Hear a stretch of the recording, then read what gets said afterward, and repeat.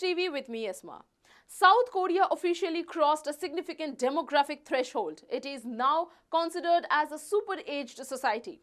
This means that over 20% of its population is 65 years old or older. The country's aging population has profound implications not only for its social fabric but also for its economy, healthcare system and culture. South Korea's aging population has been growing rapidly over the past few decades. According to data from the United Nations, the proportion of South Koreans aged 65 and older has steadily increased, and now more than 1 in 5 people in the country are seniors. This is a stark contrast to the younger demographic trends seen in the past. Here's a special story from l3s TV.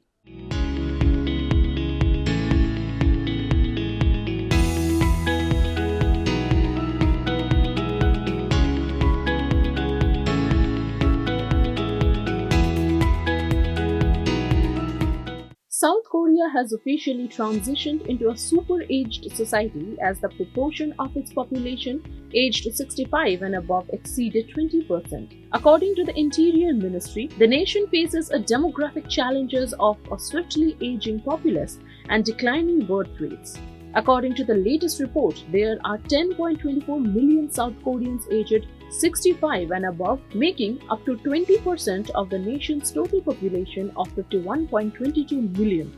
The United Nations categorizes nations with over 7% of their population aged 65 or older as an aging society, those with more than 14% as an aged society, and those with above 20% as a super-aged society. The age demographic in South Korea has steadily risen over the years, reaching 4.94 million in 2008. It represented 10% of the population in 2008, then exceeding 15% in 2019 and hit 19.5% in January of this year. As of now, the count of women in that age range was 5.69 million, while there were 4.54 million men. This age bracket made up 27.18% of the population in South Jeolla province, the highest proportion among the major regions in the country. The central area of Sejong held the smallest percentage at 11.57%.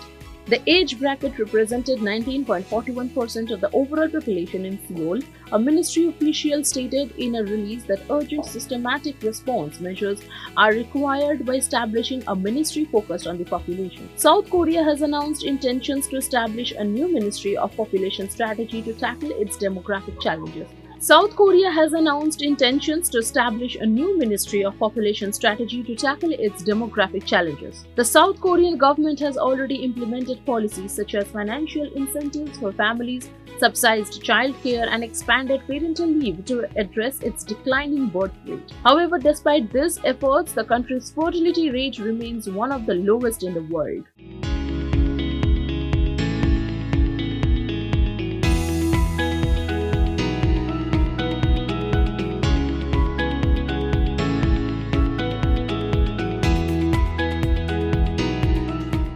South Korea's transition to a super-aged society is a phenomena that many other countries will eventually face as well, and the country's experience can offer valuable lessons.